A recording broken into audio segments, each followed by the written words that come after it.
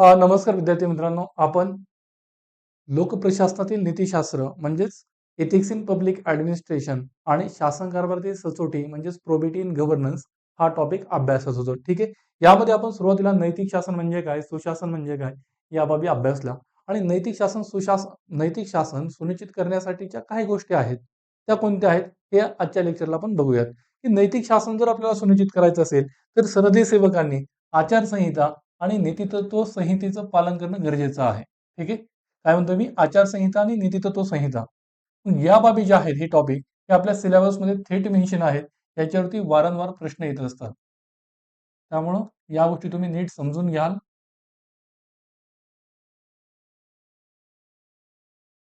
आचारसंहिता म्हणजे काय, कोड ऑफ कंडक्ट.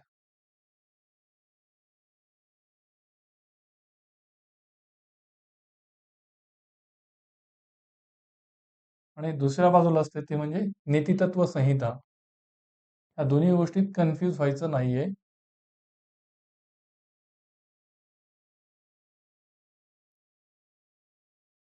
नीतितत्व संहितेला इंग्लिशमध्ये काय म्हणतात, कोड ऑफ एथिक्स.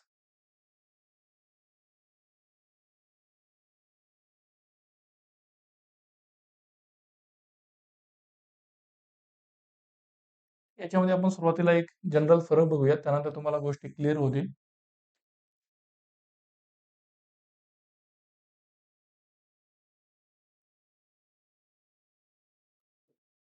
आचारसंहिता म्हणजे काय, की सनदी सेवकांनी त्यांचं कर्तव्य किंवा त्यांच्या पदाची जबाबदारी पार पाडत असताना कोणत्या स्वरूपाची कृती केली पाहिजे आणि कोणत्या स्वरूपाची कृती करू नये किंवा त्यांच्या व्यक्तिगत आयुष्यामध्ये देखील. सनदी सेवक ही एक पब्लिक पर्सनॅलिटी आहे. ठीक आहे. एक त्यांची एक सार्वजनिक प्रतिमा असते आणि ती सुद्धा त्यांनी जपणं गरजेचं असतं. आणि त्या दृष्टीने त्यांनी त्यांच्या आचरणामध्ये कोणत्या गोष्टी केल्या पाहिजेत आणि आचरणामध्ये कोणत्या गोष्टी केल्या नाही पाहिजेत या संबंधीचे विशिष्ट नियम त्या आचारसंहितेमध्ये असतात. म्हणजे त्यांचं आचरण कसं असावं हे सांगणारे काही नियम, त्याला आपण आचारसंहिता असं म्हणतो. आणि दुसऱ्या बाजूला नीतितत्व संहिता म्हणजे काय, की सनदी सेवकानं त्याचा निर्णय घेत असताना त्याच्या पदाची जबाबदारी पार पाडत असताना कोणत्या स्वरूपाची तत्व आणि मूल्यांना समोर ठेवून निर्णय घेतले पाहिजेत, वर्तन केलं पाहिजे. म्हणजे तत्व आणि मूल्य हे ज्यावेळी सनदी सेवकाचं वर्तन किंवा त्याची कृती हे मार्गदर्शित करतात, त्याला गाईड करतात. म्हणजे सनदी सेवकाच्या वर्तनाला मार्गदर्शन करणारे जे काही तत्व आणि मूल्य आहेत त्यांना आपण नीतितत्व संहिता असं म्हणतो.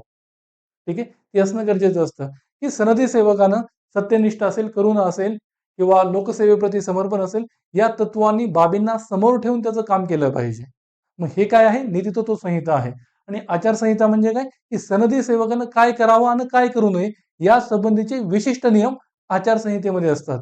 जसं की सनदी सेवकानं महागडे भेटवस्तू कोणाकडून घेतल्या नाही पाहिजेत किंवा हुंडा देणं घेणं असेल त्यामध्ये त्यांना सहभागी झालं नाही पाहिजे. यांसारख्या ज्या बाबी आहेत की सनदी सेवकानं काय करावं आणि काय करू नये या बाबी आचारसंहितेमध्ये येत असतात. ही आचारसंहिता म्हणजे आपण प्रशासकीय व्यवस्थेच्या बाबतीत पाहत आहोत, प्रशासकीय संस्थेच्या बाबतीत पाहत आहोत. ही एखाद्या कंपनीची असू शकते किंवा आपल्या करमार्थीची असू शकते, की एखाद्या कंपनीमध्ये एखाद्या संस्थेमध्ये कोणत्या स्वरूपाचं वर्तन तिच्या कर्मचाऱ्यांनी करावं आणि कोणत्या स्वरूपाचं करू नये हे जे नियम असतात, डूज आणि डोंट्स, ते आचारसंहिता आहे. आणि एखादी संस्था, एखादी कंपनी तिचं लार्जर गोल काय आहे, ती कोणत्या मूल्य आणि तत्वांना महत्व देते. की एखादी कंपनी आहे ती म्हणू शकते की आम्ही पर्यावरण संरक्षणासाठी आमचं म्हणजे पर्यावरण संरक्षण हे आमचं महत्वाचं मूल्य आहे. मग अशा वेळेस कंपनी पर्यावरण संरक्षण किंवा पर्यावरण संवर्धन हे तत्व समोर ठेवून तिचे निर्णय घेईल, तिची कृती करेल. ठीक आहे. या बाबी असतात त्यामध्ये. क्लिअर आहे.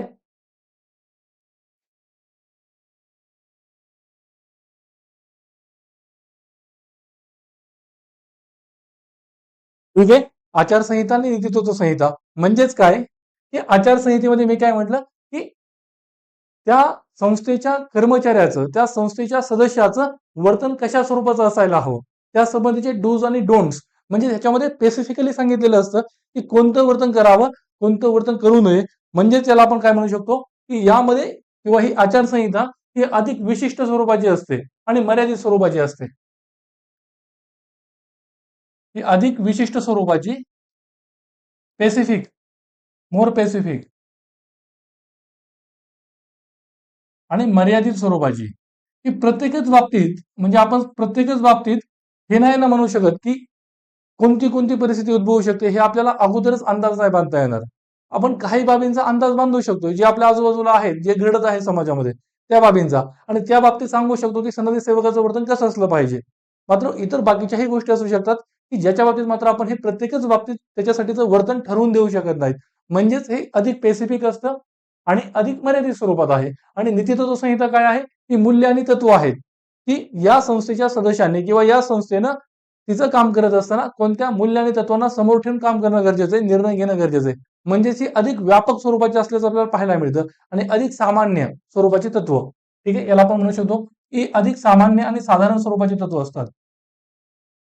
सामान्य अधिक जनरल असतात, ही विशिष्ट स्वरूपाची नसतात. ठीक आहे, त्यानंतर काय म्हणू शकतो की याच्यामध्ये काय आहे नीतितत्व संहितेमध्ये, मी काय म्हटलं की मूल्य आणि तत्व समोर ठेवून त्यानुसार तुम्ही तुमचे निर्णय घेणं किंवा तुमच्या निर्णयाला तुमच्या वर्तनाला प्रभावित करणारी मूल्य आणि तत्व काय आहे त्या संस्थेची, या बाबी नीतितत्व संहितेतच असतात. म्हणजेच आपण यामध्ये काय येतं, मूल्य आणि तत्वे. ठीक आहे, मूल्य आणि तत्व याच्यामध्ये काय आहे आचारसंहितेमध्ये, की तुमच्या आचरणाचं विशिष्ट स्पेसिफिक रूल सांगितलेले असतात, नियम सांगितलेले असतात. म्हणजे यामध्ये काय आहे की आचरणाचे विशिष्ट नियम सांगितलेले असतात. आपण पुढे फरक एकदम डिटेलमध्ये पाहणार आहोत. आता फक्त तुम्हाला हे टॉपिक काय आहेत हे समजण्यासाठी आपण बघत आहोत. आचरणाचे विशिष्ट नियम. ठीक आहे, यामध्ये परत काय आहे की नीतितत्व संहिता ही म्हणजे त्या संस्थेनं किंवा त्या संस्थेच्या सदस्यांनी कोणत्या स्वरूपाचं वर्तन करावं याला प्रोत्साहन देण्यासाठी असते. ठीक आहे, म्हणजेच काय, ही सकारात्मक स्वरूपाची असते आणि चांगल्या वर्तनाला प्रोत्साहन देते. याचं सकारात्मक स्वरूप आहे, सकारात्मक स्वरूपाची. आणि कोणत्या स्वरूपाचं वर्तन केलं जावं हे यामध्ये सांगितलेलं जातं, की कोणत्या स्वरूपाच्या वर्तनाला अधिक प्रोत्साहन दिलं जाईल.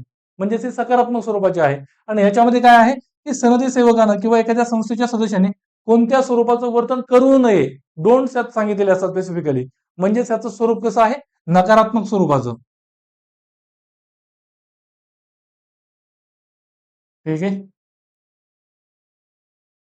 दुसरी महत्वाची गोष्ट आहे, ही जी आचारसंहिता असते याला कायद्याचं पाठबळ असतं.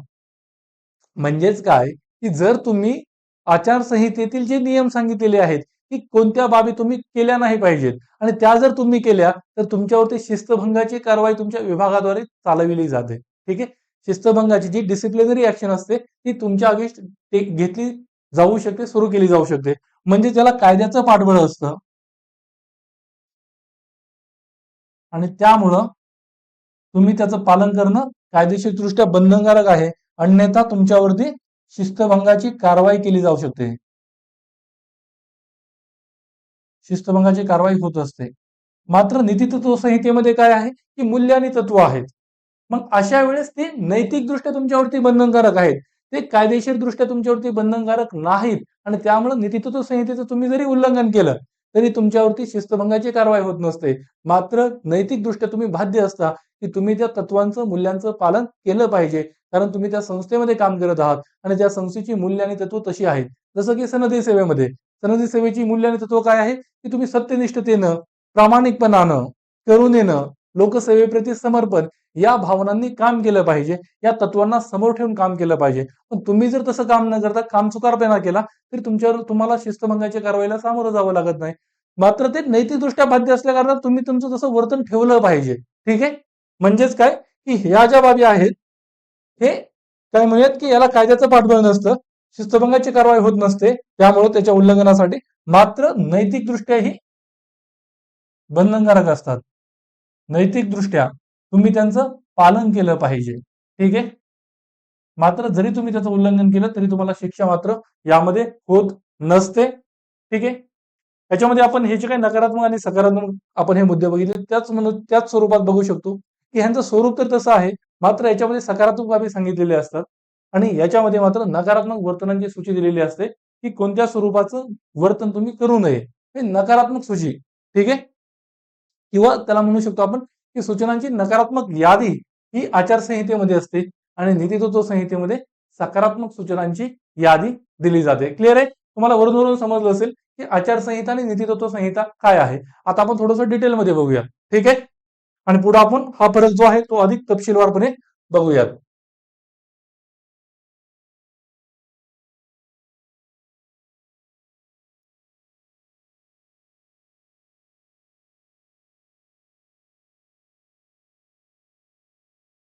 Code of conduct COC.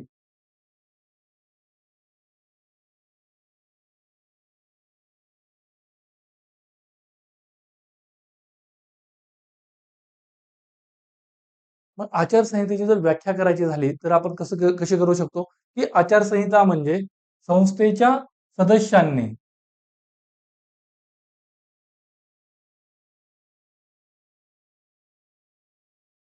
एखाद्या विशिष्ट परिस्थितीत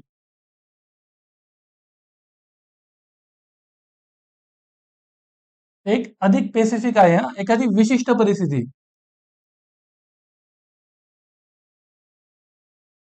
कोणत्या स्वरूपाचं वर्तन करणं गरजेचं आहे. ठीक आहे. एखाद्या विशिष्ट परिस्थितीत कसे वर्तन करावे या संबंधीचे नियम या आचारसंहितेमध्ये दिलेले असतात. क्लिअर. म्हणजेच काय की ही जी आचारसंहिता आहे ही त्या संस्थेमध्ये काम करणाऱ्या सदस्यांचं वर्तन नियंत्रित करते. म्हणजेच त्याच्यामध्ये आचरणाचे विशिष्ट नियम सांगितलेले असतात. आचरणाचे विशिष्ट नियम हे आचारसंहितेमध्ये असतात. क्लिअर. म्हणजेच काय की सदस्यांच्या कृतीवर नियंत्रण ठेवायचं आहे. सदस्यांच्या कृतीवर नियंत्रण ठेवण्यासाठी त्या सदस्यानं काय करावं, डूज काय आहेत आणि डोंट्स म्हणजे त्यानं काय करू नये. ठीक आहे.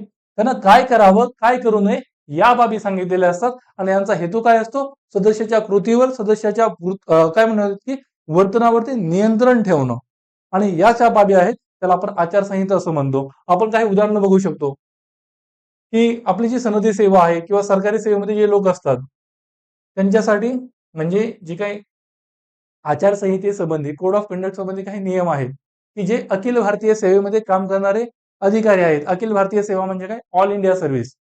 त्यामध्ये कोणकोणत्या सेवा येतात कोणकोणती पदे येतात की IAS असेल इंडियन ऍडमिनिस्ट्रेटिव्ह सर्व्हिस म्हणजे भारतीय प्रशासनिक सेवेमध्ये काम करणारे लोक म्हणजे कलेक्टर्स आणि त्यानंतर IPS असतील इंडियन पोलीस सर्व्हिस भारतीय पोलीस सेवेमध्ये काम करणारे म्हणजे IPS अधिकारी हे आणि त्याच्यासोबतच IFS इंडियन फॉरेस्ट सर्व्हिसचे अधिकारी देखील अखिल भारतीय सेवेमध्ये येतात. मग यांच्यासाठी देखील एक आचारसंहिता कोड ऑफ कंडक्ट आहे 1968 ची त्यासंबंधीचे नियम आहेत आणि जे काही सेंट्रल सिव्हिल सर्व्हिस आहे केंद्रीय नागरी सेवा मग याच्यामधले अधिकारी यांच्यासाठी 1964 ची केंद्रीय सनदी सेवा आचारसंहिता नियम आहेत 1964 चे. ठीक आहे. मग त्याच्यामध्ये ह्या बाबी काही बाबी सांगितलेल्या आहेत की या सनदी सेवकांचं वर्तन कसं असलं पाहिजे त्यांनी कोणत्या गोष्टी करू नयेत. मग ह्या ज्या काही कोणत्या गोष्टी करू नयेत त्यांच्यासाठी डूज आणि डोंट्स जे आहेत त्याला आपण आचारसंहिता असं म्हणतो. मग त्याची आपण काही उदाहरणं बघू शकतो.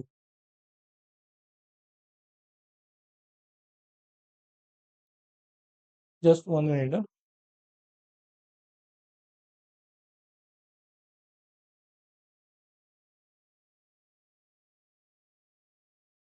ठीक आहे. उदाहरणं बघू शकतो की सनदी सेवकांसाठी काय आहे किंवा जनरली काही गोष्टी कोणत्या गोष्टी असतात त्यांच्यासाठी डूज आणि डोंट्स त्यांनी काय केलं नाही पाहिजे हे जे काय आहे त्याच्यामध्ये काय असतंय उदाहरणार्थ मी मगाशी तुम्हाला सांगितल्याप्रमाणे की या सनदी सेवकांनी या सरकारी अधिकाऱ्यांनी महागड्या भेटवस्तू न घेणं.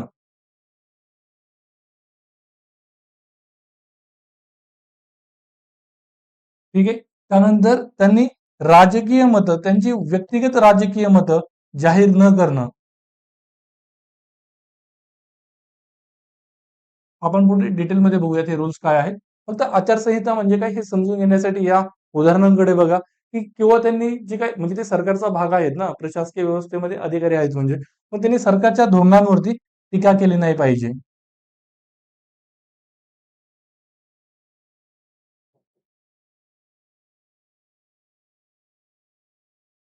मग या ज्या बाबी आहेत याला आपण काय म्हणतो आचारसंहिता असं म्हणतो. मग आचारसंहिता म्हणजे काय तुम्हाला समजलं असेल. आचारसंहिता म्हणजे काय संस्थेच्या सदस्यांनी एखाद्या विशिष्ट परिस्थितीत कसं वर्तन करावं या संबंधीचे नियम त्याला आपण आचारसंहिता म्हणतो. मग याचा उद्देश काय असतो की संस्थेच्या सदस्यांच्या कृतींवरती नियंत्रण ठेवणं, त्यांच्या वर्तनावरती नियंत्रण ठेवणं आणि ते नियंत्रण ठेवण्यासाठी त्यांनी काय करावं आणि काय करू नये याच्या संबंधीचे स्पष्ट नियम आचारसंहितेमध्ये दिलेले असतात आणि त्या संबंधीची आचारसंहिता आपल्याला अखिल भारतीय सेवेतील अधिकाऱ्यांसाठी आणि केंद्रीय नागरी सेवेतील अधिकारी, केंद्रीय नागरी सेवा म्हणजे काय की हे IRS ऑफिसर असतील किंवा इंडियन रेल्वे ट्रॅफिक पोलीस मधले अधिकारी असतील, त्या बाकीच्या ज्या सेवा आहेत त्यांमधले अधिकारी त्यांच्यासाठीची आचारसंहिता, ठीक आहे, या संबंधीचे नियम आहेत, त्यामध्ये या गोष्टी सांगितलेल्या आहेत. जर आपण वरून वरून पाहिजे झालं तर महागड्या भेटवस्तू न घेणं किंवा सरकारी धोरणांवर टीका न करणं असेल, तुमची व्यक्तिगत मतं जाहीर न करणं असेल, या बाबी आचारसंहितेमध्ये येत असतात. क्लिअर आहे? आता आपण जी काही अखिल भारतीय सेवा आहे त्या संबंधीचे कंडक्ट रूल्स काय आहेत 1964 मला वाटतं ते 1968 असावेत,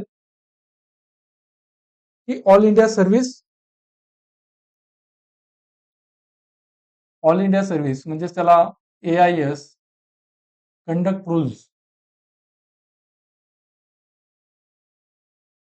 1968 म्हणजेच काय अखिल भारतीय सेवेसंबंधीचे आचार नियम किंवा त्या संबंधीची आचारसंहिता, अखिल भारतीय सेवेतील अधिकाऱ्यांसाठीची आचारसंहिता असं देखील म्हटलं जातं आणि त्या संबंधीचे नियम त्यांच्या वर्तणुकी संबंधीचे, ठीक आहे. यामध्ये वर्तणुकीचे काही स्टँडर्ड्स घालून दिलेले आहेत की या सेवेतील अधिकाऱ्यांचं वर्तन कसं असलं पाहिजे.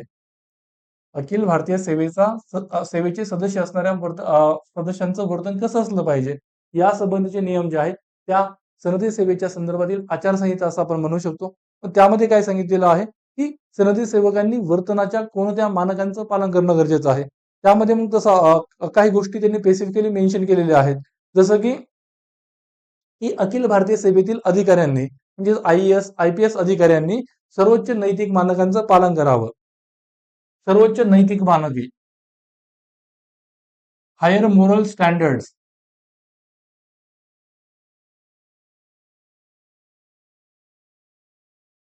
आणि त्यासोबतच काय म्हटलेलं आहे की त्यांनी राजकीय तटस्थता जोपावी, की पॉलिटिकल न्यूट्रॅलिटी, म्हणजेच त्यांनी राजकीय बाबतीत आपण बघितलेलं की निपक्षपातीपणा, त्यांनी कोणत्याही राजकीय पक्षांना फेवर करू नये, कोणालाही डिसफेवर करू नये, स्वतःची व्यक्तिगत राजकीय मते जाहीर करू नयेत, सरकारच्या धोरण कार्यक्रमांवरती टीका करू नये, या दृष्टीने राजकीय तटस्थपणा त्यांनी राखणं गरजेचं आहे, ठीक आहे. त्यांनी कोणत्याही स्वरूपात सरकारवरती टीका करता कामा नये, सरकारवरती टीका करू नये, हा सुद्धा सनदी सेवकांसाठी महत्वाचा डोंट आहे, म्हणजे ते त्यांनी करू नये, ठीक आहे, काय करू नये या बाबी या सांगितलेल्या आहेत. त्यानंतर की त्यांनी त्यांनी म्हणजे सनदी सेवेतील अधिकाऱ्यांनी जे भेटवस्तू घेण्याचं आहे की त्यांना त्यांच्या मित्र नातेवाईकांकडून असेल किंवा सामान्य नागरिकांकडून काही भेटवस्तू मिळतील, मग अशा वेळेस त्यांनी काही नियमांचं पालन करणं गरजेचं आहे. या भेटवस्तूंच्या बाबतीत 2 नियम आहेत की जर त्यांना त्यांच्या मित्र आणि नातेवाईकांकडून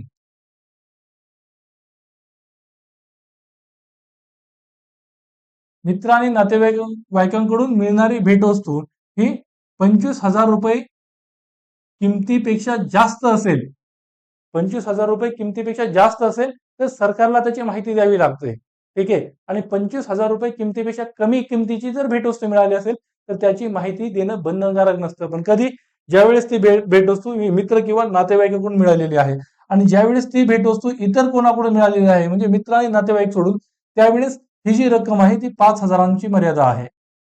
ही 5,000 रुपयांपेक्षा जास्त रकमेची जर तुम्हाला भेटवस्तू मिळणार असेल इतर लोकांकडून, जे की तुमचे मित्र आणि नातेवाईक नाहीत, त्यावेळेस तुम्हाला सरकारची परवानगी घ्यावी लागते, ठीक आहे. सरकारला त्या गोष्टी कळवाव्या लागतात आणि 5,000 रुपयापेक्षा कमी किमतीची जर ती भेटवस्तू असेल तर सरकारला कळविण्याची, परवानगी घेण्याची आवश्यकता राहत नाही. या गोष्टी आहेत. त्यानंतर दुसरी महत्वाची गोष्ट आहे की तुम्ही नशेबाजी वगैरे अशा गोष्टी सार्वजनिकरित्या करणं योग्य मानलं जात नाही किंवा ते करू नये. म्हणजेच नशेल्या अवस्थेमध्ये, धुंदीच्या अवस्थेमध्ये तुम्ही सार्वजनिक ठिकाणी दिसू नये, हा देखील महत्वाचा डोंट सनदी सेवकांसाठी आहे की त्यांनी हे करू नये. त्यानंतर सनदी सेवेतील जे अधिकारी असतील त्यांनी हुंडा देणं असेल, हुंडा घेणं असेल, यामध्ये सहभागी होऊ नये. हुंडा देऊही नये, हुंडा यांनी घेऊही नये, या बाबी त्यांनी या आचारसंहितेमध्ये सांगितलेल्या आहेत. त्यानंतर अजून बघायचं झालं तर की सनदी सेवकांनी त्यांचे जे काही वित्तीय बाबी आहेत, त्यांच्या फायनान्शियल मॅटर्स ह्या व्यवस्थितरित्या हाताळाव्यात. त्यांनी दिवाळखोर सिद्ध होऊ नये. ते दिवाळखोर ते ठरू नयेत. ते बँकरप्ट ठरू नयेत. त्यांनी त्यांचं वित्तीय व्यवहार व्यवस्थित जबाबदारीनं पाळावा. की त्यांच्या ज्या वित्तीय जबाबदाऱ्या असतील, म्हणजे जेवढा खर्च आहे त्यासारखा त्यांनी म्हणजे जेवढं उत्पन्न आहे त्यानुसारच खर्च करावा. उत्पन्न आहे कमी आणि खर्च खूप जास्त करतायत, लोन वगैरे भरमसाठ काढलेत आणि त्यानंतर ते बँकरप्ट म्हणजे बँकांचे ते कर्जाचे हप्ते फेडू शकत नाहीत, EMI असं होता कामा नये. ठीक आहे. सनदी सेवकांकडून या प्रकारचं वर्तन अपेक्षित नाही. ठीक आहे. त्यानंतर अजून काही नियम आहेत, हे जे काही सरकारी सेवेतील अधिकारी आहेत, हे बाकीच्या सेवे किंवा सरकारी सेवेमध्ये काम करणारी जी लोक असतात, त्यांच्या बाबतीत तुम्ही हा नियम बघितला असेल, की सरकारी सेवेमध्ये राहायचं असेल तर 2 अपत्याचा नियम आहे.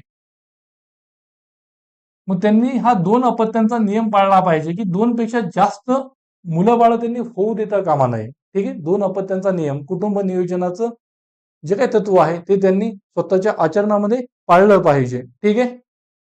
या महत्वाच्या बाबी आहेत आणि त्याचसोबत या सनदी सेवेतील अधिकाऱ्यांनी प्रत्यक्ष अप्रत्यक्षरित्या दुसऱ्या व्यवसायामध्ये सहभागी होऊ नये. दुसरा उद्योग व्यवसाय चालवू नये. तसं केलं तर त्यांचं सरकारच्या सेवेमध्ये त्यांचं जे पद आहे, त्या पदाची जी जबाबदारी आहे, ती जबाबदारी पार पाडण्यात ते लोक कमी पडणार आहेत. ठीक आहे. मग या बाबी जे काही अखिल भारतीय कंडक्ट रूल्स आहेत, अखिल भारतीय सेवेतील अधिकाऱ्यांसाठी आचार नियम त्यामध्ये सांगितलेले आहेत. क्लिअर? अजून बाकीच्या गोष्टी पण आहेत, की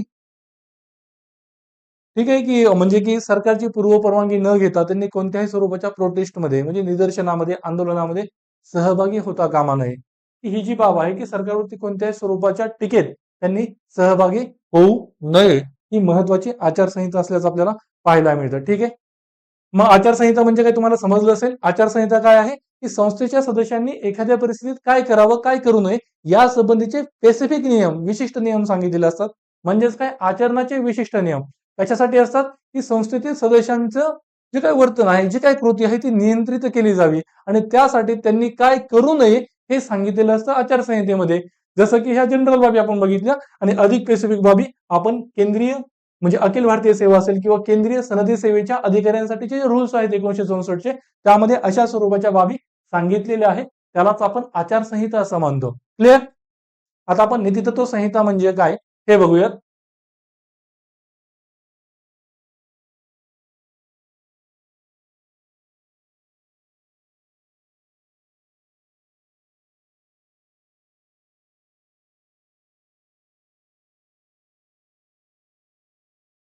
त्याला इंग्लिशमध्ये काय म्हणतो आपण, कोड ऑफ एथिक्स. ठीक आहे.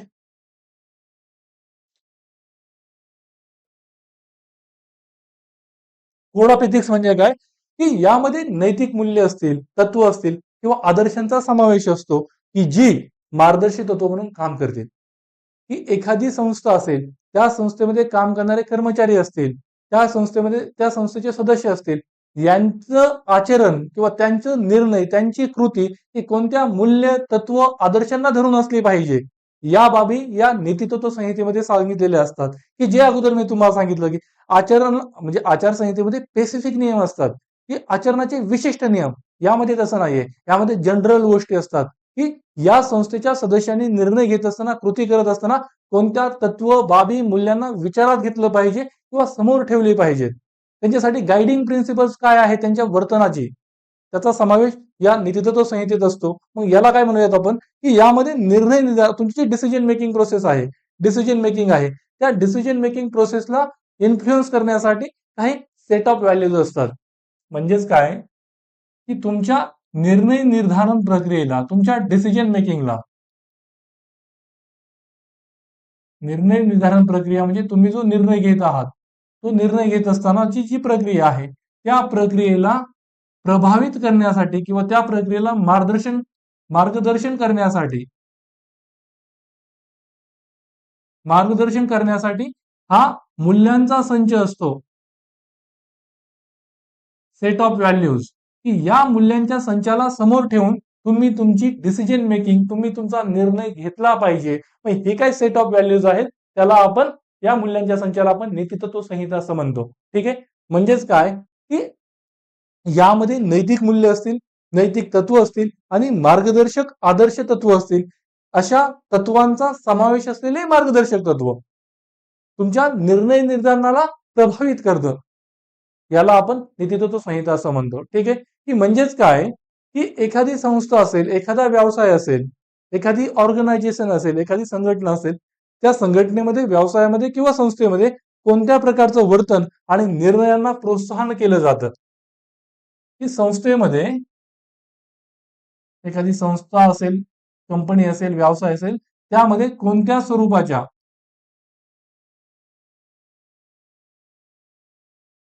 वर्तनास प्रोत्साहन दिलं जातं.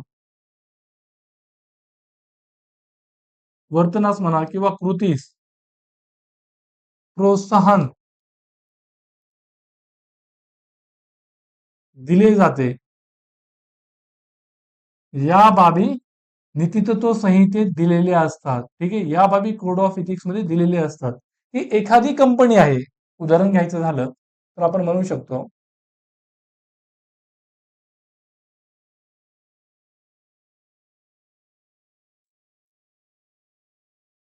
म्हणजे एखादी ही अबक कंपनी आहे, अबक कंपनी, मग तिचं मूल्य किंवा आदर्श किंवा तिचं नैतिक तत्व काय आहे, की ती पर्यावरण संवर्धन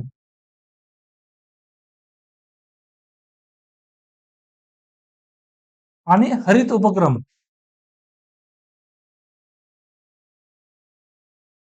यांसाठी वचनबद्ध किंवा कटिबद्ध आहे. तिची कमिटमेंट आहे. ठीक आहे.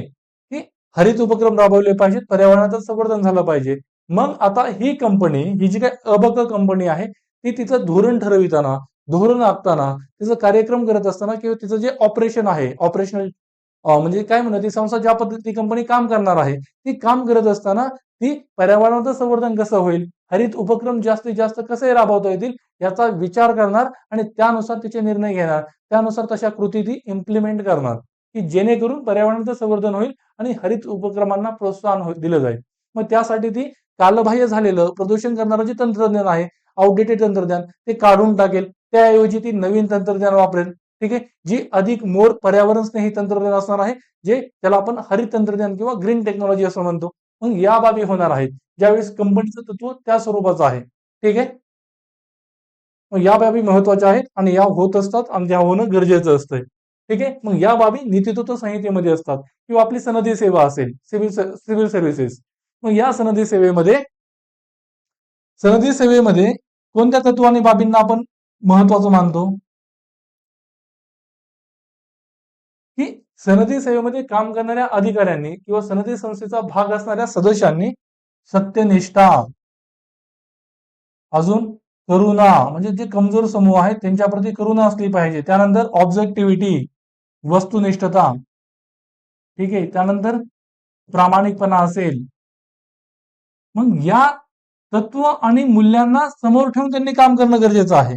बरोबर. ही सनदी सेवेची उद्दिष्ट किंवा तत्व किंवा नैतिक बाबी आहेत. मग या तत्वांना समोर ठेवून सनदी सेवेच्या सदस्यांनी काम करणं गरजेचं आहे. ठीक आहे. म्हणजेच ही काय आहे, सनदी सेवेसाठीची नीतितत्व संहिता.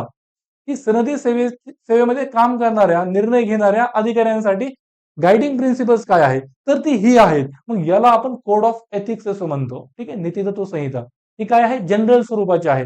याच्यामध्ये विशिष्ट स्वरूपाचं आचरण तुमचं कसं असावं हे सांगितलेलं आहे का, जे आचारसंहितेमध्ये सांगितलं जातं, की हुंडा घेऊ नका, हुंडा देऊ नका. याच्यामध्ये तसं नाही सांगितलेलं, की तुम्ही सत्यनिष्ठेनं आचरण तुमचं ठेवलं पाहिजे.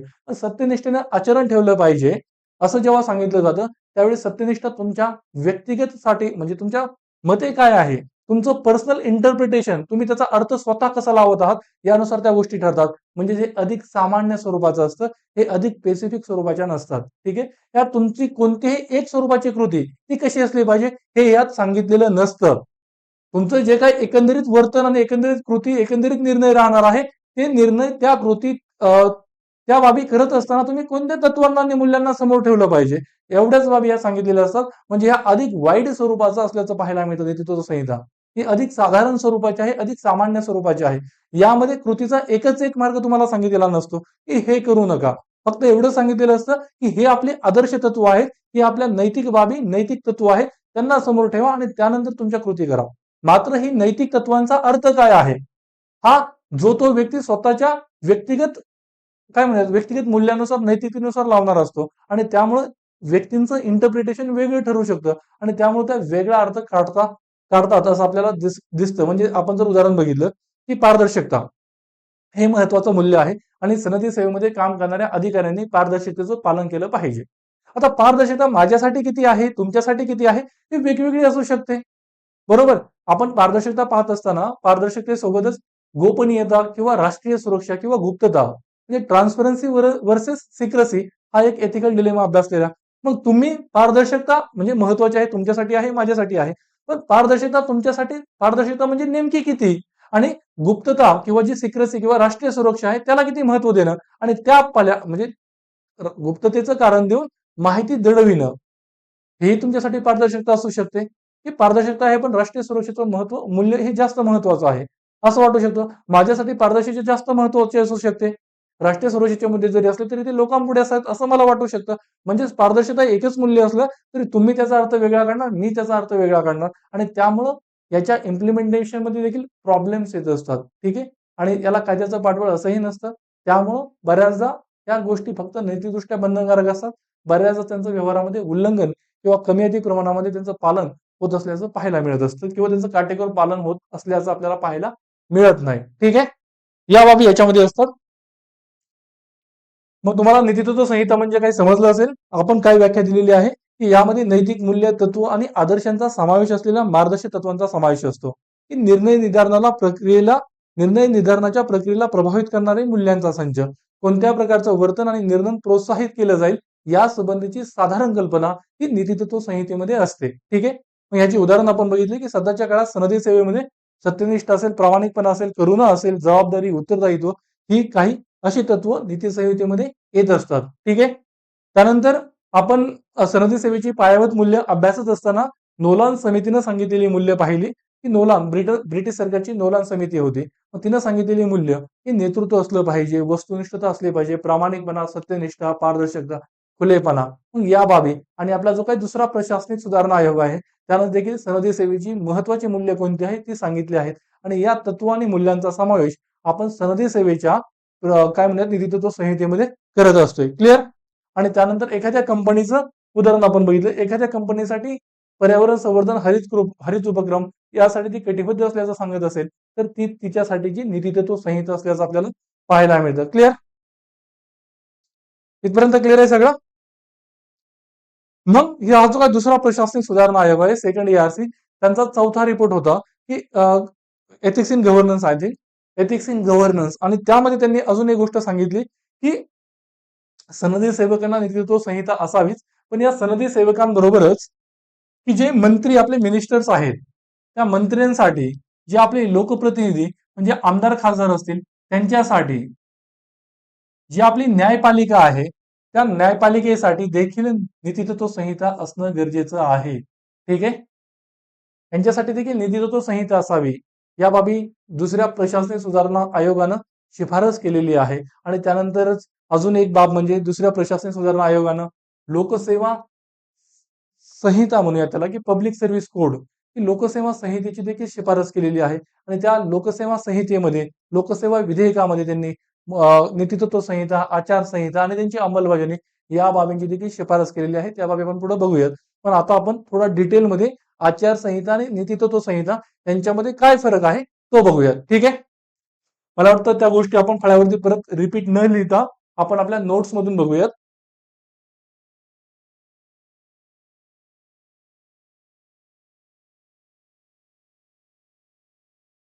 ठीक आहे. आचारसंहिता आणि नीतितत्व संहिता यांचं स्वरूप काय आहे आपण पाहिलं की आचारसंहिता ही अधिक विशिष्ट आणि मर्यादित स्वरूपाची असते. अधिक विशिष्ट मोर स्पेसिफिक का कारण की त्यामध्ये स्पष्टपणे आचरणाचे तुमच्या वर्तनाचे नियम सांगितलेले आहेत. स्पष्टपणे की तुमचं या परिस्थितीमध्ये वर्तन त्या स्वरूपाचं पाहिजे ह्या स्वरूपाचं पाहिजे. तुम्ही हे केलं पाहिजे हे केलं नाही पाहिजे आणि काय केलं नाही पाहिजे याच्यावरती तुमचा जास्त भर असतो आचारसंहितेमध्ये. म्हणजेच ते अधिक विशिष्ट आणि मर्यादित स्वरूपाचे असतात की ज्या बाबी संबंधी तुमचं वर्तन कसं असलं पाहिजे तुम्ही काय करू नये हे सांगितलेलं असतं. त्याचा लिमिटेड बेस आहे ना. आपण सगळ्याच कृत्यांचा त्या समावेश करू शकत नाही.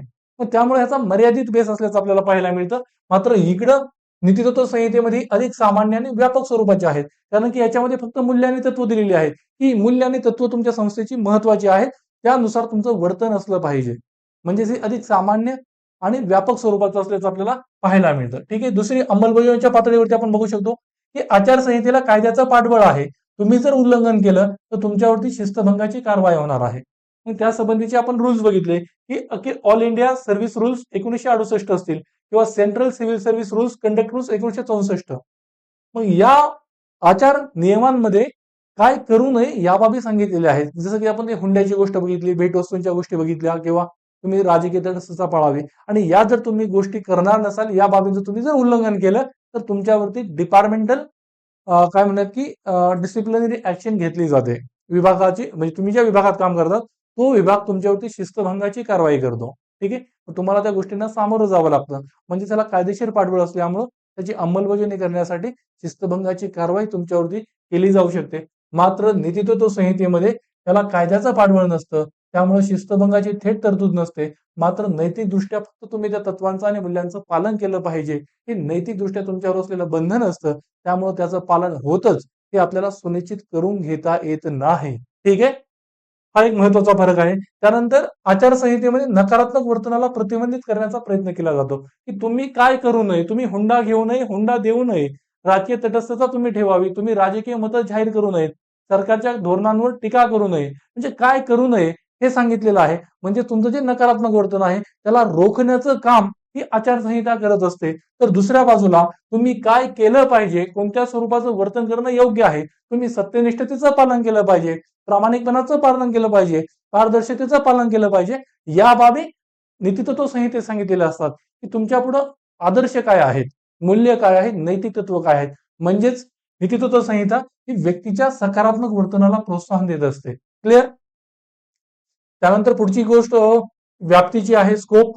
तर आचारसंहितेचा जो काही स्कोप आहे तो मर्यादित आहे, कारण प्रत्येक परिस्थितीमध्ये काय करावं काय करू नये हे सांगणं शक्य नसतं किंवा त्यामध्ये ते देता येत नसतं. ठीक आहे. की आपण सनदी सेवकांच्या किंवा त्या संस्थेच्या सदस्यांच्या आचरणाचे काही गोष्टींचा भाकीत करू शकतो आणि त्या बाबतीत आपण सांगू शकतो की तुम्ही हे करू नका. बरोबर.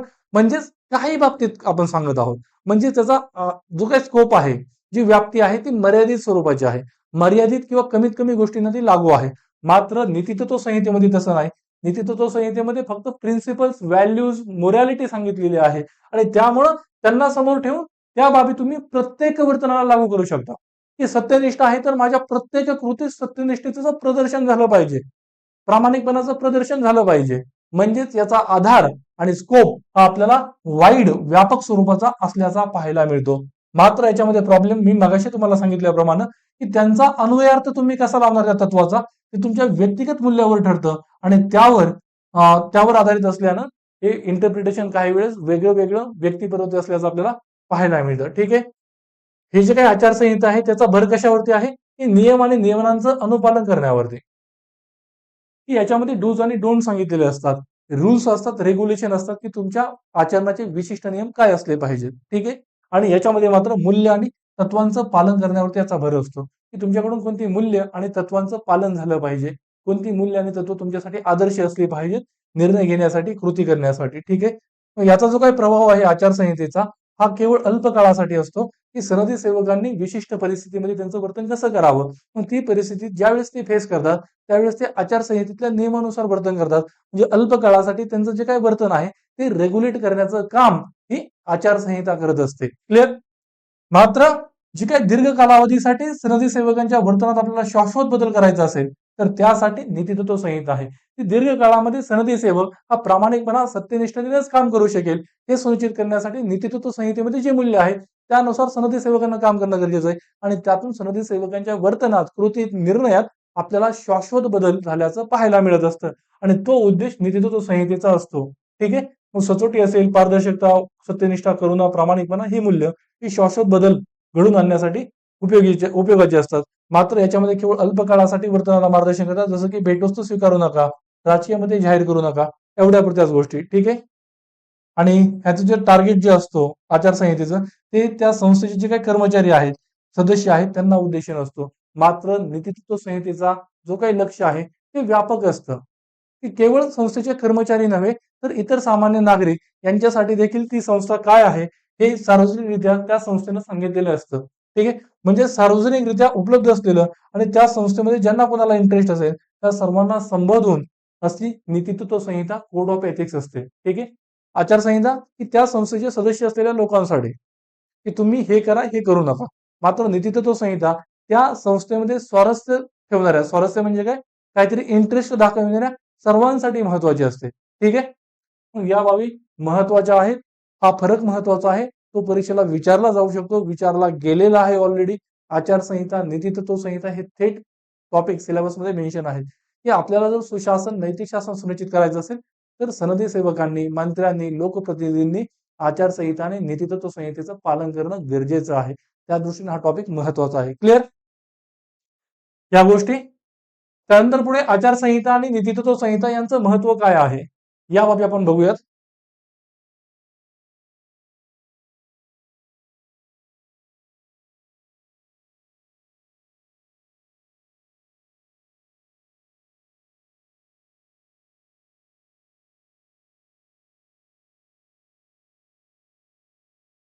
कोड ऑफ कंडक्ट आणि कोड ऑफ एथिक्स यांचं महत्व काय आहे.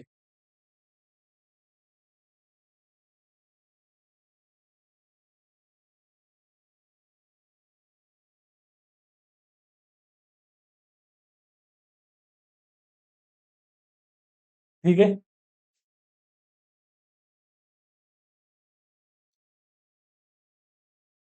आपण बघू शकतो काय पॉइंट्स की आपण सुशासनामध्ये जे बघितले किंवा सनदी सेवेच्या पायाभूत मूल्यांचं जे महत्व बघितलं त्याच गोष्टी आपण पुन्हा इथं म्हणू शकतो तेच पॉइंट. ठीक आहे.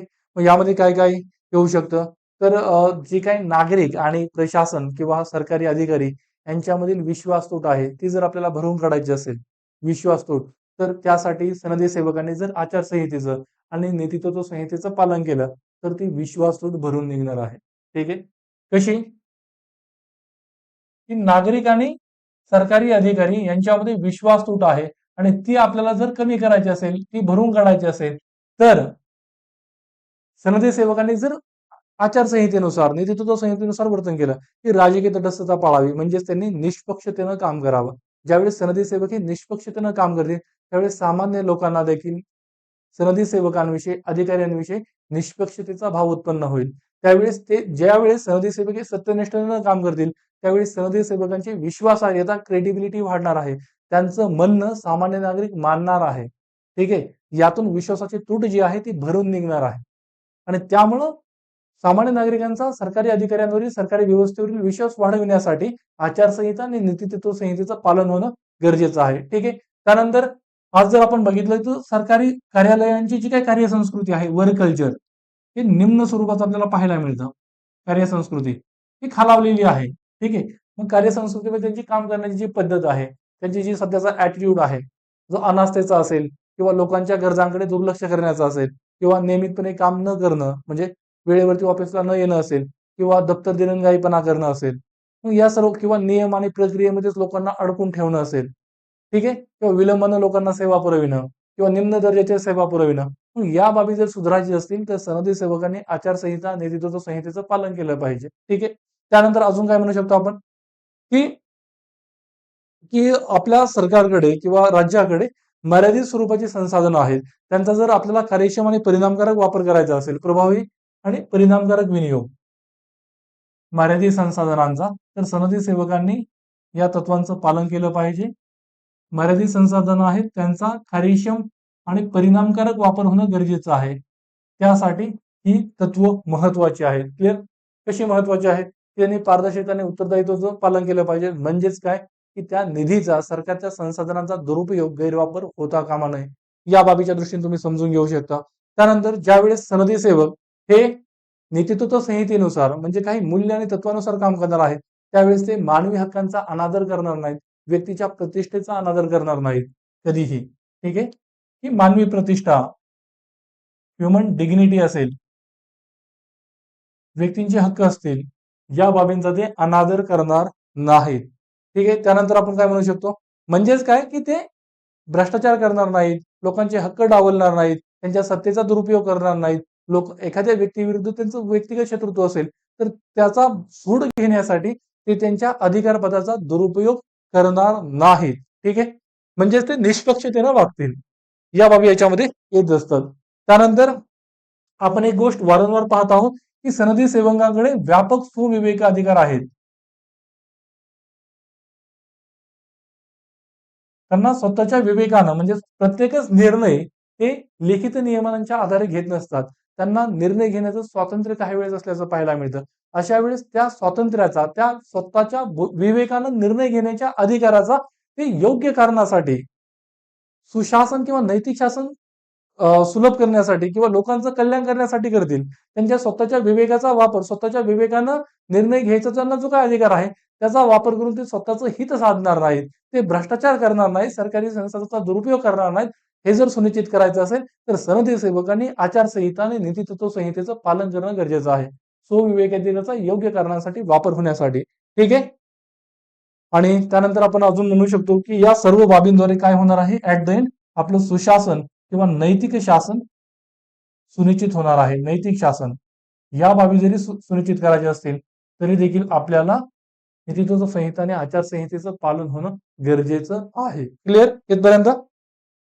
त्यानंतर मग हे जे काही कोड ऑफ कंडक्ट आणि कोड ऑफ एथिक्स आहे यांच्या मर्यादा काय आहेत, यांचे लिमिटेशन्स काय आहेत, हा देखील मुद्दा महत्वाचा आहे. कोड ऑफ कंडक्ट आणि कोड ऑफ एथिक्स यांच्या मर्यादा काय आहेत, लिमिटेशन्स.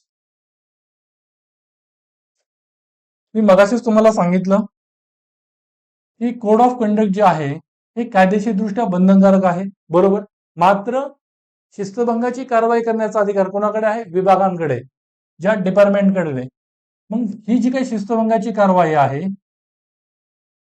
ती विभागाकडे आहे आणि विभागांकडून की या कोड ऑफ कंडक्टचं प्रॉपर इम्प्लिमेंटेशन होत नाही.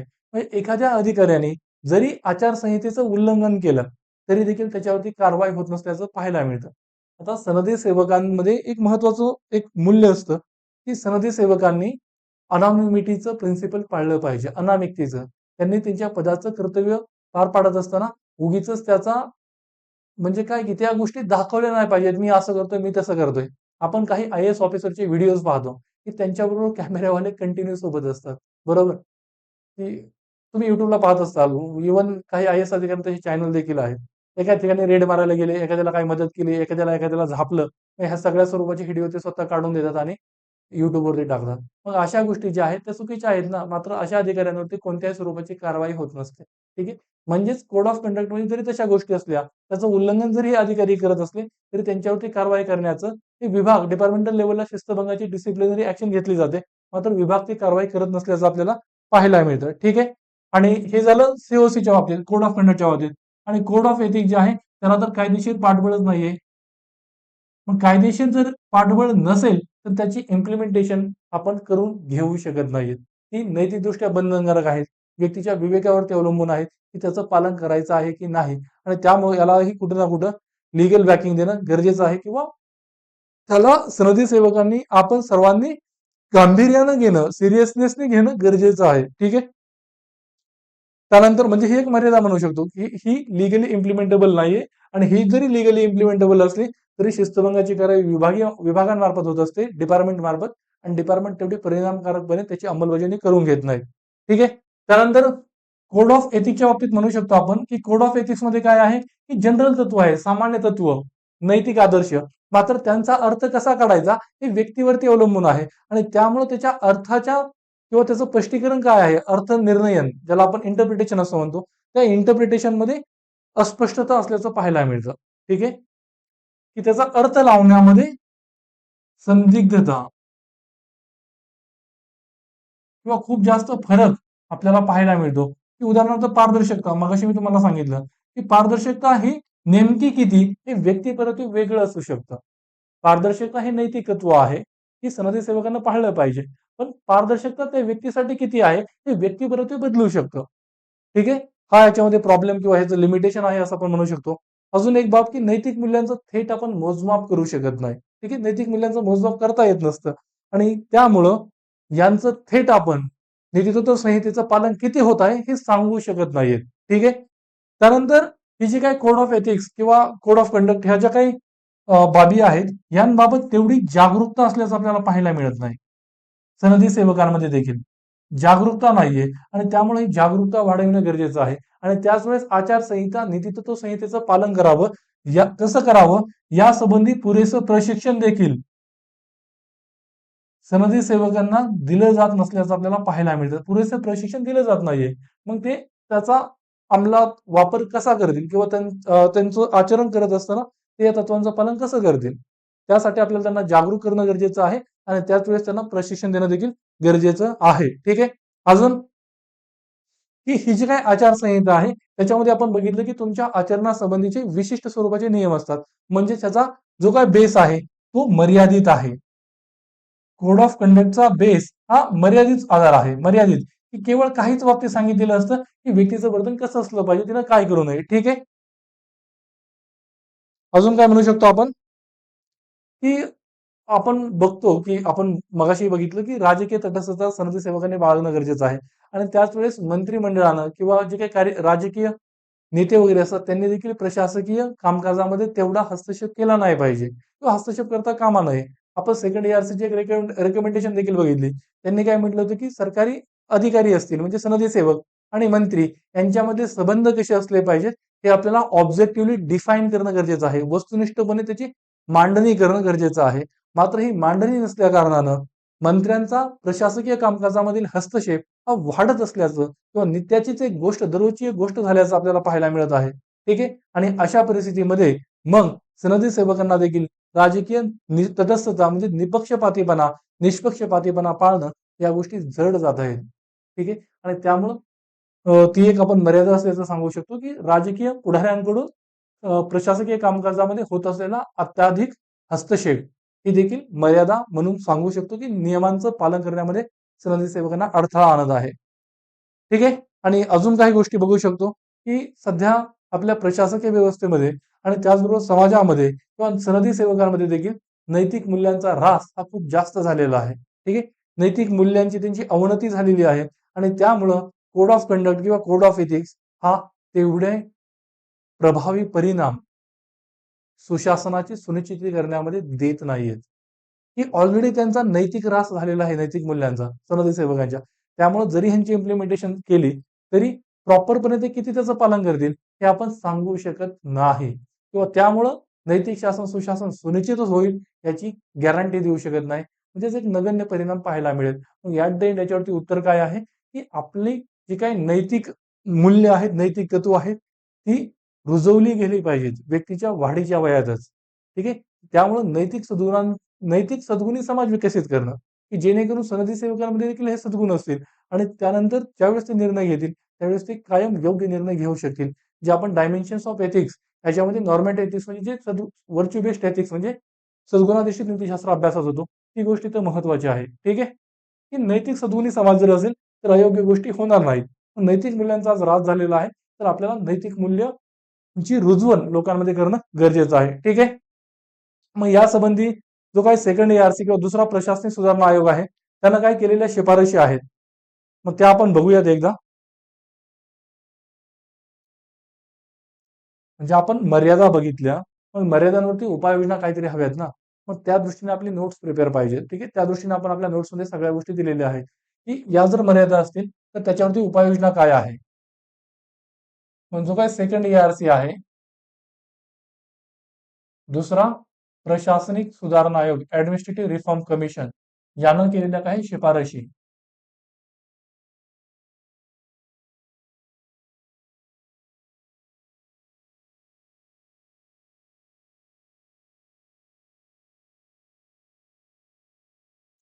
ठीक आहे. मग या दुसऱ्या प्रशासनिक सुधारणा आयोगानं सनदी सेवेचे जे काही सनदी सेवक असतील म्हणजे आपल्या प्रशासकीय व्यवस्थेमध्ये काम करणारे सिव्हिल सर्वंट्स लोकसेवक सनदी सेवक यांच्या नैतिक वर्तनाच्या अभाव आहे म्हणजे यांच्यामध्ये नैतिक वर्तनाचा अभाव आहे आणि त्या अभावाची समस्या भरून काढण्यासाठी सोडविण्यासाठी त्यांनी काही शिफारशी केल्या आहेत आणि त्यामध्ये त्यांनी 2007चं लोकसेवा विधेयक मांडलं. त्याला आपण लोकसेवा संहिता असं म्हणूयात.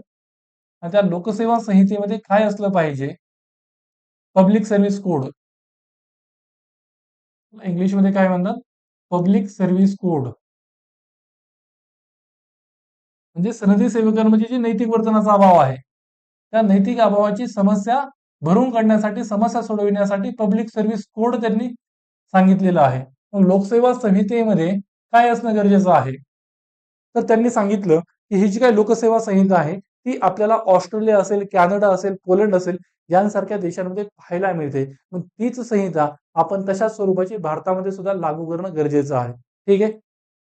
मग याच्यामध्ये त्यांनी सांगितलं की हा जो काही कायदा आहे, पब्लिक सर्व्हिस कोड हे जे काही विधेयक आहे ते 3 पातळ्यांवरती अस्तित्वात असावं. 3 पातळ्यांवर त्याला उभं केलं जावं. जी पहिली पातळी असेल, ठीक आहे, त्याच्यामध्ये सुरुवातीला मूल्यांचं विधान असेल. मूल्यांचे विधान ती 3 पातळ्यांवरती असावी. सगळ्यात महत्वाचं सुरुवातीला असेल ते म्हणजे मूल्यांचं विधान. ठीक आहे. मग त्यामध्ये काय असेल की मूल्यांचं स्पष्ट विधान दिलं जाईल की सनदी सेवकांनी त्याचं पालन केलं पाहिजे. काही मूल्य सांगितली जातील, जसं की सनदी सेवकांनी काम करत असताना देशभक्ती असेल, राष्ट्राभिमान बाळगणं असेल, सत्यनिष्ठा असेल, करुणा असेल, प्रामाणिकपणा असेल, या मूल्यांचं पालन केलं पाहिजे. मग हे काय आहे? मूल्यांचं स्पष्ट विधान. सनदी सेवकांनी वर्तन करत असताना, निर्णय घेत असताना, कृती करत असताना या मूल्यांचं पालन केलं पाहिजे. हे मूल्यांचं स्पष्ट विधान आहे. ते प्रथम या कायद्यामध्ये देणं गरजेचं असल्याचं दुसऱ्या प्रशासकीय सुधारणा आयोगानं म्हटलेलं आहे. ठीक आहे. आणि ही जी काही मूल्य आहेत त्या मूल्यांचं नियमितपणे अपडेट करणं या मूल्यांना, ही देखील त्यांनी तरतूद मांडलेली आहे. आणि त्यासाठी त्यांनी सेंट्रल पब्लिक सर्व्हिस अथॉरिटी म्हणजेच काय केंद्रीय लोकसेवा प्राधिकार या संस्थेची तरतूद केलेली आहे. की केंद्रीय लोकसेवा प्राधिकार नावाची संस्था असेल आणि ती ही जे काही मूल्यांचं विधान आहे, मूल्यांचं विधान आहे, मूल्यांचं स्पष्ट विधान म्हणूया त्याला आपण, त्यांची नियमितपणे अद्ययावतीकरण करणं. म्हणजे सनदी सेवकांनी काही मूल्यांचं पालन केलं पाहिजे, जसं की सत्यनिष्ठा असेल, करुणा असेल, त्यानंतर वस्तुनिष्ठता असेल किंवा निष्पक्षपातीपणा असेल. ठीक आहे. यांसारख्या मूल्यांचं सनदी सेवकांनी पालन करणं आणि त्यासाठी सेंट्रल पब्लिक सर्व्हिस अथॉरिटी म्हणजेच केंद्रीय लोकसेवा प्राधिकार असेल आणि ती या मूल्यांचं जे काही विधान आहे ते नियमितपणे अद्ययावत करेल, असं त्यांनी पहिली पातळी सांगितली. दुसऱ्या पातळीमध्ये त्यांनी काही बाबी सांगितल्या की सनदी सेवकांच्या वर्तनावर प्रभाव पाडणारे व्यापक तत्व, की सनदी सेवकांचं वर्तन जे काय असेल त्याच्यावरती त्याला प्रभावित करणारे व्यापक तत्वांचा समावेश.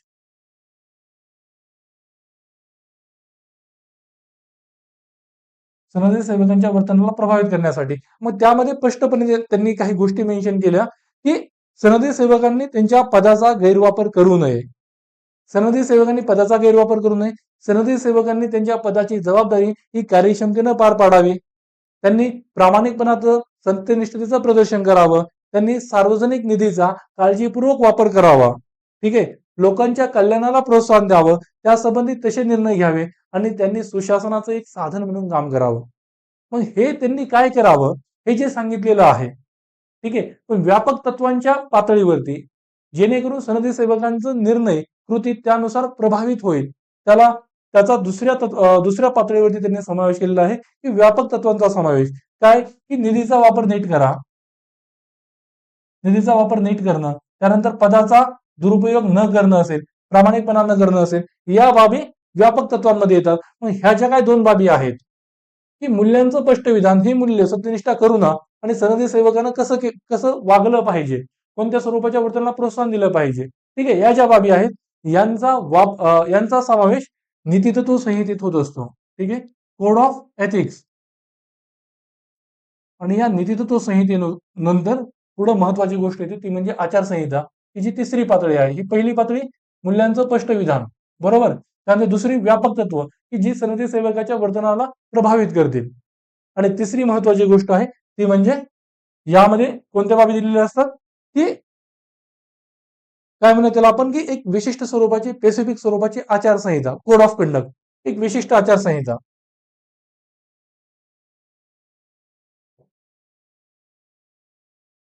आणि यामध्ये स्पष्टपणे सांगितलं जाईल की सनदी सेवकांना काय करू नये, डोंट्स काय आहेत.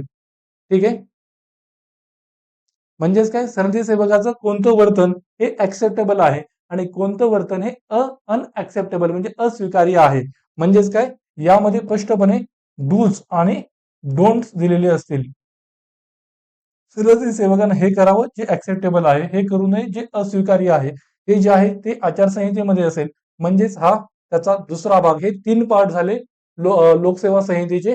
पहिल्या 2 पार्ट मध्ये कोड ऑफ एथिक्स आहे आणि तिसरा पार्ट हा कोड ऑफ कंडक्टचा आचारसंहितेचा आहे. आणि या 3 बाबींचं मिळून आपलं लोकसेवा संहिता असणं गरजेचं आहे. आणि याची अंमलबजावणी करून घेण्यासाठी एक संस्था असेल, शिस्तपालन विभाग, आणि त्या शिस्तपालन विभागाद्वारे शिस्तभंगाची तरतूद केली जाईल. ठीक आहे, या बाबी याच्यामध्ये सांगितलेल्या आहेत. आणि ही जी काय विशिष्ट आचारसंहिता आहे त्यासंबंधी पब्लिक सर्व्हिस मॅनेजमेंट कोड असेल. ठीक आहे, त्याला त्यांनी पब्लिक सर्व्हिस मॅनेजमेंट कोड म्हटलेला आहे. पब्लिक सर्व्हिस मॅनेजमेंट कोड म्हणजे काय, लोकसेवा व्यवस्थापन संहिता. लोकसेवा व्यवस्थापन संहिता म्हणजे काय, ही विशिष्ट आचारसंहिता. डूज आणि डोंट्स, ऍक्सेप्टेबल आणि अनऍक्सेप्टेबल बिहेवियर, त्याला आपण आचारसंहिता कोड ऑफ कंडक्ट असं म्हणतो. आणि नीतितत्व संहितेच्या या 2 बाबी, मूल्यांचं स्पष्ट विधान ज्यात आदर्श तत्व सांगितलेले असतील आणि व्यापक तत्वांचा समावेश ज्यामध्ये निधीचा वापर काळजीपूर्वक करणं, पदाचा चांगला वापर करणं, सुशासनाचं साधन म्हणून काम करणं, चांगल्या बाबी सांगितलेल्या आहेत त्या कोड ऑफ एथिक्स मध्ये. मग या बाबी या नीतितत्व जी काही पब्लिक सर्व्हिस कोड आहे त्यामध्ये असणं गरजेचं असल्याचं दुसऱ्या प्रशासनिक सुधारणा आयोगानं म्हटलेलं आहे. ठीक आहे, म्हणजे ही जी काही संहिता आहे ती काही तत्वांवरती आधारित असायला हवी. जसं की सुशासन आपल्याला सुनिश्चित करायचं आहे, मग सुशासनाला प्रोत्साहन देण्यासाठी सार्वजनिक सेवा ही व्यावसायिक गुणवत्तेवर आधारित असावी. व्यावसायिक गुणवत्ता सुनिश्चित करण्यासाठी म्हणजे ही जी काही कोड ऑफ काय म्हणतात की पब्लिक सर्व्हिस कोड आहे,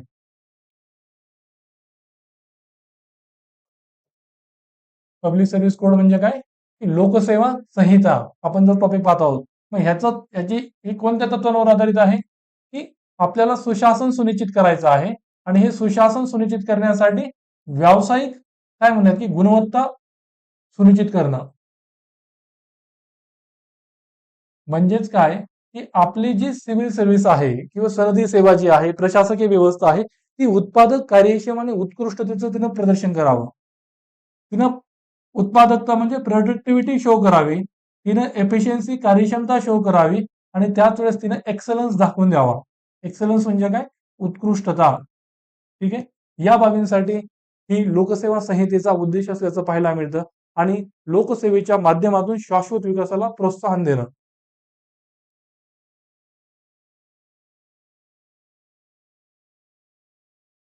ठीक आहे, विकासाला प्रोत्साहन देणं लोकसेवेच्या माध्यमातून हा देखील याचा उद्देश असल्याचं आपल्याला पाहायला मिळतं. शाश्वत विकासाला चालना देता येईल त्यासंबंधीची धोरण आखणे, सर्व पातळ्यांवरती अंमलबजावणी होणं गरजेचं असल्याचं. ठीक आहे, मग जो काही दुसरा प्रशासनिक सुधारणा आयोग आहे त्यानं कोड ऑफ कंडक्ट आणि कोड ऑफ एथिक्स जे आहे ते या कायद्याद्वारे आणण्याचं सुचवलेलं आहे. काय, हा जो काही पब्लिक सर्व्हिस कोड आहे याद्वारे कोड ऑफ कंडक्ट आणि कोड ऑफ इथिक्स यांची अंमलबजावणी केली जावी. आणि त्या दृष्टीने त्या तिन्ही ह्या 2 बाबी त्या लोकसेवा संहिता जे काही विधेयक आहे त्यामध्ये आपण बघितल्या की 3 पातळ्या आहेत. पहिल्यामध्ये स्पष्ट मूल्य सांगितले जातील, दुसऱ्यामध्ये आचाराचे एक व्यापक नियम सांगितले जातील, व्यापक तत्व सांगितले जातील आणि या गोष्टी कोड ऑफ एथिक्स मध्ये येतील. आणि त्यानंतर एक विशिष्ट आचारसंहिता दिली जाईल की जी कोड ऑफ कंडक्ट आहे. आणि या बाबींद्वारे आपण कोड ऑफ कंडक्ट आणि कोड ऑफ एथिक्स अंमलबजावणी करावी असं दुसऱ्या प्रशासनिक सुधारणा आयोगानं म्हटलेलं आहे. आणि म्हणजे हा जो म्हणजे आज जर आपण बघितलं तर विभागानुसार किंवा सेवेनुसार, सेवा म्हणजे काय, आता आपण बघितलं की ऑल इंडिया सर्व्हिसचे कंडक्ट रूल्स वेगळे आहेत 1968 चे, सेंट्रल सिव्हिल सर्व्हिस केंद्रीय नागरी सेवेचे कंडक्ट रूल्स वेगळे आहेत 1964 चे, त्यानंतर राज्य सनदी सेवा जी आहे म्हणजे डेप्युटी कलेक्टर डीवायएसपी यांच्यासाठी देखील जे काही कंडक्ट रूल्स आहेत ते वेगळे आहेत. ठीक आहे, स्थानिक स्वराज्य संस्थांमध्ये काम करणाऱ्या अधिकाऱ्यांसाठी कंडक्ट रूल्स वेगळे आहेत. मग ही तफावत खूप जास्त आहे.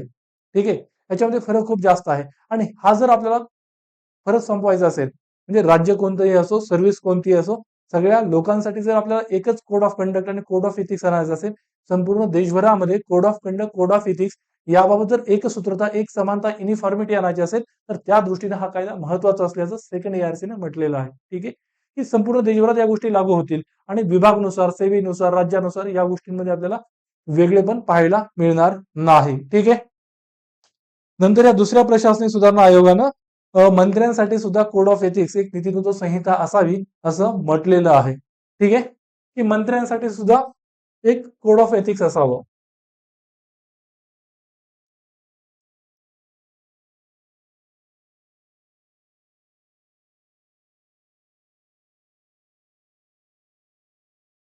मग ती काय आहे तिची शिफारस, त्यामध्ये कोणत्या गोष्टी याव्यात, या गोष्टी आपण थोडक्यात बघूयात.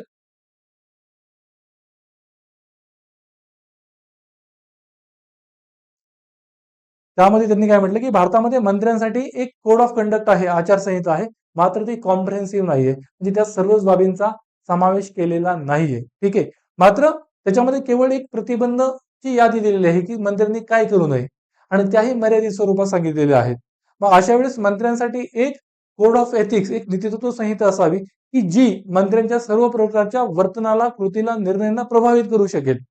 ठीक आहे, ती म्हणजे मंत्री त्यांच्या पदाचं कर्तव्य पार पडत असताना जी नैतिकतेचे सर्वोच्च मानक आहेत, जे मोरली हाय स्टँडर्ड स्वरूपाचं वर्तन आहे, ते त्यांच्याकडून होऊ शकेल. आणि त्या दृष्टीने मग त्यांच्यासाठी नैतिक आदर्श काय आहेत, नैतिक मूल्य कोणती आहेत की ज्यांचं या मंत्र्यांनी पालन केलं पाहिजे, त्यांच्यासाठी ती गायडिंग प्रिन्सिपल्स ठरली पाहिजेत. ते गाईड, ते दिवा त्यांना पुरविण्याचं काम या नीतितत्व संहितेनं करणं गरजेचं असल्याचं दुसऱ्या प्रशासकीय सुधारणा आयोगानं म्हटलेलं आहे. आणि त्यानुसार त्यांच्यासाठीचं कोड ऑफ एथिक्स, नीतितत्व संहिता असावी, आणि त्यामध्ये काही तत्वांचा समावेश केला जावा. जसं की कोणती तत्व त्याच्यामध्ये असले पाहिजेत? आपल्या संविधानामध्ये आर्टिकल 75 आहे. हे काय आहे? सामूहिक जबाबदारीचं तत्व, मंत्र्यांची कलेक्टिव्ह रिस्पॉन्सिबिलिटी. सामूहिक जबाबदारी म्हणजे काय? की एकत्र करणं किंवा एकत्र बुडणं. म्हणजेच काय? की मंत्री सरकारच्या धोरणांवर, कार्यक्रमांवर व्यक्तिगतरित्या जरी असहमत असला तरी तो टीका करू शकत नाही. ठीक आहे, त्याला जर सरकारच्या एखाद्या धोरणावर, कार्यक्रमावर असहमती असेल तर त्यानं राजीनामा द्यावा, मंत्रिमंडळातून वेगळं व्हावं, हे अपेक्षित असतं. कारण की सर्वांनी एकत्र येऊन काम करणं सामूहिक जबाबदारीचं तत्व सांगत असतं.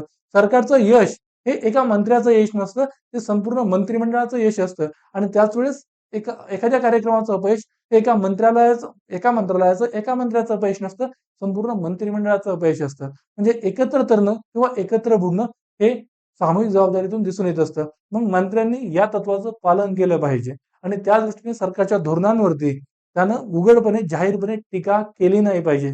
जर असहमती असेल तर मंत्रिमंडळातून बाहेर पडा आणि नंतर टीका करा. ठीक आहे, हे सामूहिक जबाबदारीचं तत्व महत्वाचं असतं. त्यानंतर मंत्र्यांनी त्यांच्या पदाचं जे कर्तव्य आहे, म्हणजे त्यांचं जे काही सार्वजनिक कर्तव्य आहे, ते सार्वजनिक कर्तव्य आणि त्यांचं जे काही व्यक्तिगत हित असेल, स्वहित, खाजगी हित, खाजगी लाभ, या दोन्ही गोष्टींना वेगळं ठेवलं पाहिजे. या दोन्ही गोष्टी वेगळे करणं, यांची सरमिसळ न करणं हे गरजेचं असतं, मंत्र्यांकडून अपेक्षित असतं. यांच्यामध्ये संघर्ष होऊ न देणं. त्यानंतर या मंत्र्यांकडून सनदी सेवकाच्या कामकाजामध्ये सातत्याने हस्तक्षेप होत आहे, पण तो हस्तक्षेप त्यांनी कमी केला पाहिजे. ठीक आहे, म्हणजेच काय की मंत्र्यांनी सनदी सेवकांच्या राजकीय निष्पक्षतेपणाचं समर्थन करावं, की सनदी सेवकांना, जे सिव्हिल सर्वंट्स आहेत, त्यांना निष्पक्षपणानं काम करू द्यावं. म्हणजे त्यांच्यावरती कोणत्याही स्वरूपाचा दबाव आणू नये की आमच्या राजकीय पक्षाला तुम्ही फेवर करा. म्हणजे या गोष्टी 90च्या अगोदर तर खूप जास्त प्रमाणात होत होत्या, की निवडणूक आयोग ज्या पद्धतीने काम करायचा, की सत्ताधारी जे होते, जे सत्ताधारी पक्ष आहे, त्यांना फेवर केलं जायचं. सरकारी यंत्रणा हे सत्ताधारी पक्षाच्या बाजूने कामाला लावली जायची. ठीक आहे, मात्र अलीकडे ह्या गोष्टी कमी झालेल्या आहेत. मग हे जे काही राजकीय निष्पक्षपातीपणा त्यांना सुनिश्चित करता यावा, यासाठी कोणत्याही स्वरूपाचा दबाव सनदी सेवकांवर या मंत्रिमंडळातील लोकांनी आणता कामा नये, या तत्वाचा समावेश आपण कोड ऑफ एथिक्स मध्ये करणं गरजेचं आहे. ठीक आहे, त्यानंतर संसदेने जे काही वेळोवेळी नियम घालून दिलेले असतील, नियम सांगितलेले असतील, त्या नियमांचं त्यांनी पालन केलं पाहिजे. ठीक आहे, की संसदेनं घालून दिलेल्या नियमांचं पालन, संसदेने सांगितलेल्या नियमांचं पालन करा. आणि त्यानंतर जो काही सार्वजनिक निधी आहे त्याचा लोककल्याणासाठी, सुशासनाच्या दिशेनं नैतिक शासन, लोककल्याण यासाठीच वापर झाला पाहिजे. आपण पाहत असतो की एमपी लॅड योजना, माहिती तुम्हाला काय आहे? पीएम, प्रधानमंत्री member of parliament local area development programme, आणि त्यासंबंधी एमएलए लेड प्रोग्राम देखील आहे. म्हणजेच आमदार आणि खासदार यांना दरवर्षी एक विशिष्ट रक्कम म्हणजे दिली जाते, की 5 कोटींचा निधी तुम्हाला खर्च करायचा आहे तुमच्या मतदारसंघामध्ये. म्हणजे तो निधी थेट त्या खासदाराकडे दिलेला नसतो, जिल्हा प्रशासनाकडे असतो. मात्र त्या खासदारानं त्याच्या मतदारसंघामध्ये कोणती कामं करायची आहेत हे सुचवायचं असतं. ठीक आहे.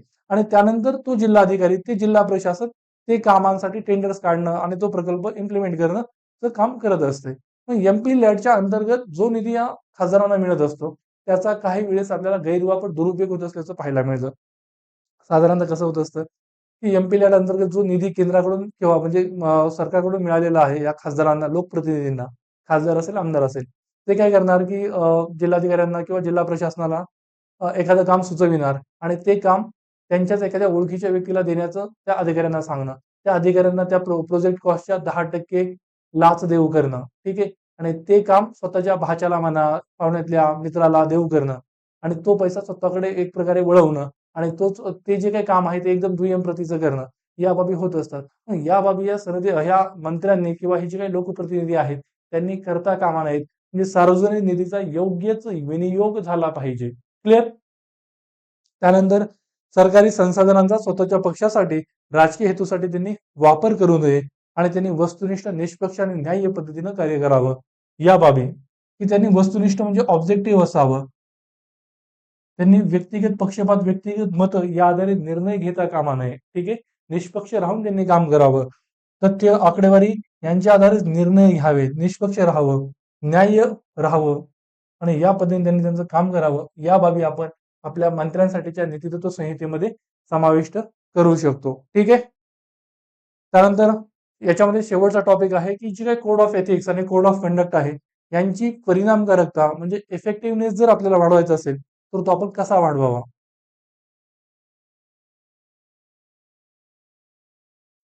कोड ऑफ कंडक्ट आणि कोड ऑफ एथिक्स यांचा इफेक्टिव्हनेस म्हणजेच परिणामकारकता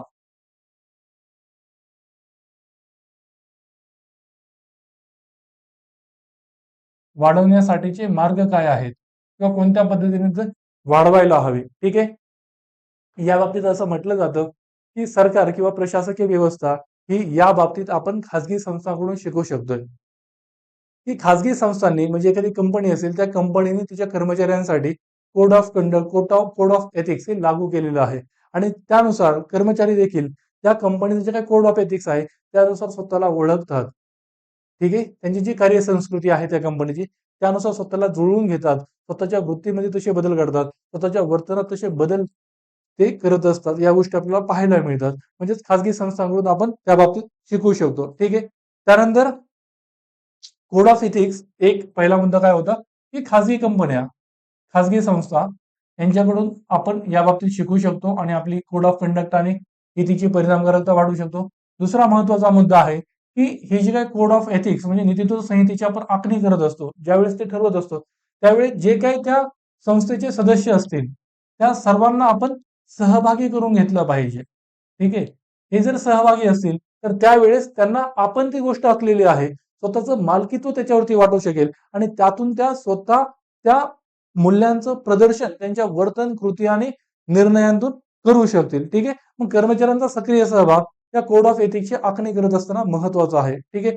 त्यानंतर वेगवेगळ्या स्वरूपाच्या कार्यशाळा आयोजित करणं, परिसंवाद आयोजित करणं, चर्चासत्र वगैरे आणि यातून देखील आपण कोड ऑफ कंडक्ट आणि कोड ऑफ इथिक्स याबाबतची जागरूकता संस्थेच्या कर्मचाऱ्यांमध्ये, सदस्यांमध्ये करू शकतो. ठीक आहे. या संबंधीचं प्रशिक्षण आपण त्या सदस्यांना देणं गरजेचं आहे आणि त्यातून त्या नैतिक वर्तनाचं महत्व त्यांना पटलं तर ते त्यांच्या वर्तन कृतीमध्ये बदल करतील असं आपण म्हणू शकतो. ठीक आहे. आणि त्यानंतर अजून महत्वाची गोष्ट म्हणजे जी काही नैतिक मूल्य आहेत, सनदी सेवेची जी पायाभूत मूल्य आहेत, या बाबी आपण सनदी सेवेत ज्यावेळेस व्यक्ती प्रवेश करत आहे, त्याच वेळेस तिला त्या गोष्टी तिच्या अभ्यासक्रमातून प्रशिक्षणादरम्यानच देणं गरजेचं आहे. जसं की आज एथिक्सचा पेपर इन्क्लूड आहे.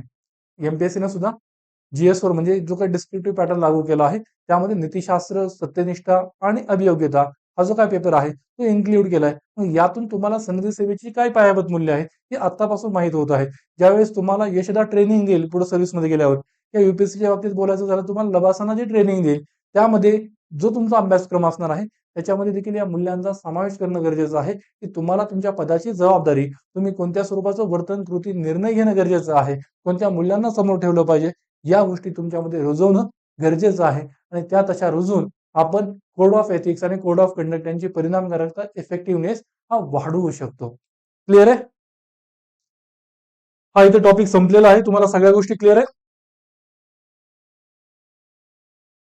पहिल्यापासून आपण जे काय बघितलं ते, की कोड ऑफ कंडक्ट आणि कोड ऑफ एथिक्स काय आहे हे आपण बघितलं. की कोड ऑफ कंडक्ट काय आहे, याच्यामध्ये तुमच्या आचरणाचे विशिष्ट नियम सांगितलेले आहेत, तुम्ही काय करू नये. आता नीतितत्व संहिता काय आहे, की काही मूल्य आणि तत्व सांगितलेली आहेत, की तुम्ही तुमचं वर्तन करत असताना कोणत्या बाबींना आदर्श समोर गायडिंग प्रिन्सिपल म्हणून ठेवलं पाहिजे. ठीक आहे, ही अधिक व्यापक आणि साधारण स्वरूपाचे असतात, हे मात्र अधिक विशिष्ट स्वरूपाचे, मर्यादित स्वरूपाचे असतात. त्यानंतर पुढे आपण आचारसंहिता म्हणजे काय हे डिटेलमध्ये बघितलं.